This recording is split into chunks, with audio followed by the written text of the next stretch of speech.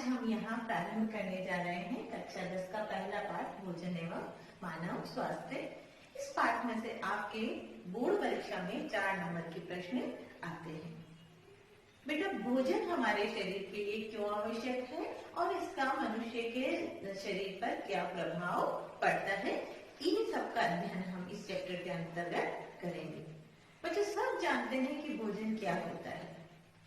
जो भी खाना हम खाते हैं, किसी भी प्रकार का खाना हो सकता है, वो गेहूं हो सकता है, चावल हो सकता है, मक्का हो सकता है, दाल हो सकता है, फल, सब्जी, मांस, मछली, अंडा, जो भी खाना हम खाते हैं वो भोजन कहलाता है। ठीक है। अब ये भोजन हमारे शरीर में क्या करता है? भोजन हमारे शरीर में जाकर जब इसका पाचन होता है तो इससे ऊर्जा का निर्माण होता है, जिससे हमारा शरीर की सभी क्रियाएं संचालित होती है। बेटा, भोजन को पोषक पदार्थों के स्रोत के रूप में भी हम व्यक्त कर सकते हैं, जो हमारे शरीर की वृद्धि और विकास के लिए अति आवश्यक होता है। जब हम भोजन करते हैं और वो भोजन पोषक पदार्थों से युक्त होता है, तभी हमारा शरीर स्वस्थ रहता है। बेटा, पोषक पदार्थों से हमारे शरीर को पोषण प्राप्त होता है। अब हम देखते हैं कि पोषक पदार्थ क्या है और पोषण किसे कहते हैं। बेटा, पोषण वह संपूर्ण प्रक्रिया जिसके द्वारा जीवित जंतु भोजन प्राप्त करते हैं तथा इसका अपनी विभिन्न जैविक क्रियाओं में उपयोग करते हैं, यही पोषण कहलाता है। या इसको हम एक और परिभाषा के द्वारा व्यक्त कर सकते हैं कि प्रकृति के समस्त जीव अपनी कार्य क्षमता को बनाए रखने के लिए भोजन करते हैं, इसे ही पोषण कहते हैं। अब हम बात करते हैं भोजन में उपस्थित पोषक पदार्थों की, जिनको हम भोजन के घटक के रूप में भी जानते हैं। बेटा, ये भोजन के प्रमुख घटक या भोजन में उपस्थित पोषक पदार्थ कौन कौन से हैं? देखिएगा, भोजन के घटक या पोषक पदार्थों के रूप में कार्बोहाइड्रेट, प्रोटीन, विटामिन, जल, खनिज लवण, वृक्षांश आदि को सम्मिलित किया जाए। ये जो भोजन के घटक हैं, ये जो पोषक पदार्थ हैं, इन सभी की मात्रा के आधार पर भी भोजन को 2 भागों में विभाजित किया गया है। एक होता है संतुलित भोजन और दूसरा होता है असंतुलित भोजन। बच्चों, संतुलित भोजन किसे कहते हैं? संतुलित भोजन ऐसा भोजन जिसके अंदर मनुष्य को उसकी आवश्यकता के अनुसार, उसके शरीर की आवश्यकता के अनुसार भोजन में सभी पोषक तत्व जैसे कार्बोहाइड्रेट, प्रोटीन, विटामिन, वसा, वृक्षांश आदि उचित मात्रा में उपलब्ध हो, तो यह भोजन संतुलित भोजन कहलाता है। दूसरा होता है असंतुलित भोजन। भोजन में लगातार लंबे समय तक किसी पोषक पदार्थ की कमी या अनुपलब्धता, अर्थात भोजन के अंदर वो पोषक पदार्थ उपस्थित ना हो, तो व्यक्ति उस पोषक पदार्थ की कमी से होने वाले रोग से ग्रसित हो जाता है और ऐसा भोजन असंतुलित भोजन कहलाता है। बच्चों, हम सभी जानते हैं कि एक स्वस्थ व्यक्ति के लिए यह आवश्यक है कि उसके भोजन के अंतर्गत सभी पोषक तत्व उचित मात्रा में उपलब्ध हो। परंतु जब किसी व्यक्ति के भोजन के अंदर किसी एक या अनेक पोषक तत्वों की कमी लगातार लंबे समय तक बनी रहे, तो व्यक्ति उस पोषक तत्व की कमी से होने वाले रोग से ग्रसित हो जाता है और ये पोषक तत्वों की अनुपलब्धता से ही व्यक्ति कुपोषण का शिकार हो जाता है। तो बच्चों, कुपोषण किसे कहते हैं कि लंबे समय तक जब भोजन में किसी एक या अधिक पोषक तत्व की कमी हो, तो उसे ही हम कुपोषण कहते हैं। अब कुपोषण कई प्रकार का हो सकता है।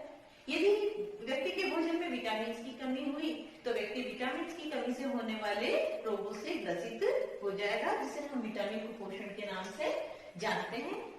यदि व्यक्ति के भोजन में प्रोटीन की उचित मात्रा उपलब्ध नहीं है, तो व्यक्ति प्रोटीन कुपोषण से ग्रसित हो जाएगा। इसी तरह यदि व्यक्ति के भोजन के अंतर्गत यदि खनिज पदार्थ उचित मात्रा में उपलब्ध नहीं है, तो व्यक्ति खनिज कुपोषण से ग्रसित हो जाएगा। आइए हम देखते हैं कि इन विभिन्न कुपोषण के क्या लक्षण हैं और इनकी कमी से कौन कौन से रोग हो सकते हैं। बच्चों, विभिन्न विटामिनों की कमी और उनसे होने वाले रोग और उनके लक्षणों के बारे में हम इस सारणी के द्वारा पढ़ेंगे। सबसे पहले हम लेते हैं विटामिन ए की कमी से होने वाला रोग। विटामिन ए को रेटिनॉल के नाम से भी जाना जाता है। विटामिन ए की कमी से होने वाले रोग का नाम है रतौंधी और इस रोग में व्यक्ति को कम प्रकाश में या रात के अंधेरे में दिखाई नहीं देता है।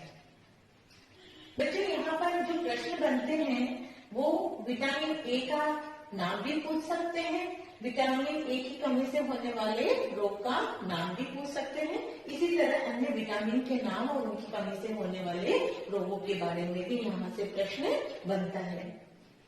दूसरा हम लेते हैं विटामिन B1, जिसे कि थायराइड के नाम से भी जाना जाता है और इसकी कमी से बेरी-बेरी नामक रोग हो जाता है। अब बेरी-बेरी रोग के क्या लक्षण है? हमारी हार्ट बीट, हृदय की धड़कन कम पड़ जाती है, पेशियां और तंत्रिकाएं कमजोर पड़ जाती है। तीसरा हम लेते हैं विटामिन B2, जिसे राइबोफ्लेविन के नाम से भी जाना जाता है और इसकी कमी से होने वाले रोग का नाम है राइबोफ्लेविनोसिस। इस रोग में जो मुंह के किनारे और होठ की जो त्वचा है वो फटना प्रारंभ हो जाती है और याददाश्त में कमी होने लगती है। अगला हम कहते हैं विटामिन B3, जिसे नियासिन के नाम से जाना जाता है और इसकी कमी से पेलेग्रा नामक रोग हो जाता है और इसके क्या लक्षण है? जीभ और त्वचा के ऊपर पपड़ियां बनना। फिर आता है विटामिन C, जिसे एस्कॉर्बिक एसिड के नाम से जाना जाता है और इसकी कमी से स्कर्वी नामक रोग हो जाता है।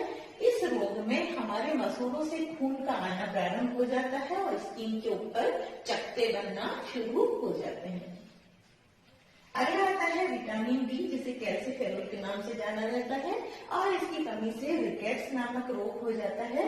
इस रोग में पैरों की हड्डियां मुड़ जाती है और घुटने पास पास आ जाते हैं।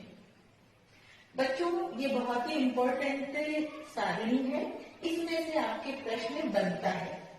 बच्चों, भोजन में प्रोटीन की पर्याप्त मात्रा नहीं होने पर होने वाला कुपोषण प्रोटीन कुपोषण कहलाता है और प्रोटीन की कमी से जो रोग होते हैं वो उनका नाम है क्वाशियार्कर और मेरस्मस रोग। यह रोग अधिकतर गर्भवती महिलाओं बच्चों में ज्यादा पाया जाता है। प्रोटीन हमारे शरीर में कहाँ काम आता है? प्रोटीन हमारे शरीर की वृद्धि और विकास के लिए अति आवश्यक होता है और बढ़ते बच्चों को पौष्टिक आहार की बहुत जरूरत होती है। जब उनके भोजन में प्रोटीन की कमी होगी तो बच्चे इन रोगों से ग्रसित हो जाएंगे। सर्वप्रथम हम देखते हैं क्वाशियार्कर रोग। इस रोग में बच्चे का पेट फूल जाता है, उसे भूख कम लगती है, उसका स्वभाव चिड़चिड़ा हो जाता है और उसकी त्वचा पीली काली पड़कर धब्बेदार होकर फटने लगती है। अगला रोग है मेरस्मस रोग, जिसे सूखे रोग के नाम से भी जाना जाता है। जब भोजन में या पोषण में प्रोटीन के साथ साथ ऊर्जा या कैलोरी की कमी हो तो इससे मेरस्मस नामक रोग हो जाता है। यह रोग वयस्क और बच्चों दोनों में होता है, परंतु बच्चे इससे ज्यादा प्रभावित होते हैं। ये तो हुई प्रोटीन कुपोषण की बात। हमारे शरीर के अंदर खनिज तत्व बहुत अति सूक्ष्म मात्रा में आवश्यक होते हैं, परंतु इनकी कमी या इनकी अनुपलब्धता से भी हम खनिज कुपोषण से ग्रसित हो जाते हैं। आइए हम देखते हैं कि किस खनिज पदार्थ से की कमी से कौन सा रोग हो सकता है। अब हम विभिन्न खनिज तत्व, उनके स्रोत एवं उनके कार्य के बारे में जानकारी प्राप्त करेंगे। सबसे पहले लेते हैं हम सोडियम। सोडियम सामान्य नमक, जो नमक हम भोजन में इस्तेमाल करते हैं, मछली, मांस, अंडे और दूध से प्राप्त होता है। इसका प्रमुख कार्य है मांसपेशी संकुचन, तंत्रिकीय आवेग संचरण और संतुलन बनाना। दूसरा खनिज तत्व है पोटेशियम, जो कि लगभग सभी खाद्य पदार्थों में पाया जाता है और इसके कार्य हैं मांसपेशी संकुचन, तंत्रिकीय आवेग संचरण, विभिन्न कोशिकीय क्रियाओं का संचालन। तीसरा खनिज तत्व हम लेते हैं कैल्शियम, जो कि दूध, अंडे, हरी सब्जियों में पाया जाता है और इसका मुख्य कार्य है विटामिन डी के साथ मिलकर हड्डियों एवं दांतों को मजबूती प्रदान करना। फास्फोरस, फास्फोरस हमें दूध, हरी सब्जियों सूखे मेवे, बाजरा इत्यादि से प्राप्त होता है और यह कैल्शियम के साथ मिलकर हड्डियों तथा दांतों को मजबूती प्रदान करता है। अगला खनिज तत्व है लौह तत्व। ये हमें अंडे, मांस, गाजर, गुड़ इत्यादि से प्राप्त होता है और इसका मुख्य कार्य है रुधिर में हीमोग्लोबिन का निर्माण करना। इसके पश्चात हम लेते हैं आयोडीन को। आयोडीन नमक में, समुद्री भोजन में, काले नमक में और हरे पत्तेदार सब्जियों में पाया जाता है और इसका मुख्य कार्य है थायरोक्सिन हार्मोन का निर्माण करना। बच्चों, यदि हमारे शरीर में आयोडीन की कमी हो जाती है तो इससे व्यक्ति इसकी कमी से घेंगा या गॉइटर नामक रोग से ग्रसित हो जाता है। तो ये सभी खनिज तत्व हमारे शरीर में बहुत सूक्ष्म मात्रा में आवश्यक होते हैं, परंतु इसकी उपस्थिति हमारे शरीर में आवश्यक है।